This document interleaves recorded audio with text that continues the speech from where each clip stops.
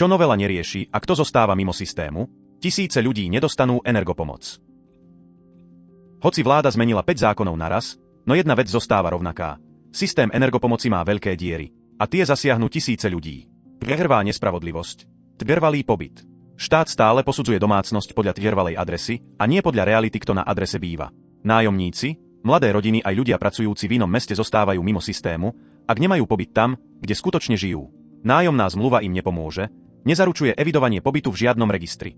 Nespravodlivosť trvalého pobytu tu nekončí, lebo deti na podnájme, ktoré majú len trvalý pobyt u rodičov, nerobia spotrebu energií, ale rodičia kvôli príjmu detí môžu získať vysokú bonitu a preto nedostanú energopomoc. Druhá nespravodlivosť. Majetok. Do výpočtu bonity sa nezapočítava. Pomoc tak môže dostať človek s nízkym priznaným príjmom, hoci žije v luxuse s veľkým majetkom. A naopak. Rodiny s reálne nízkym príjmom a bez majetku môžu o pomoc prísť, ak majú bonitu o 1 euro vyššiu ako je limit. A tretia nespravodlivosť. Noví dôchodcovia. Tí, ktorí odišli do dôchodku po rozhodujúcom období po júli 2025, sú posudzovaní podľa starých príjmov zo zamestnania.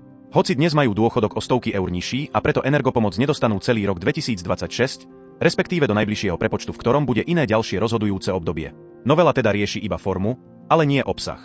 Ak chceme spravodlivý systém, musí odrážať realitu života.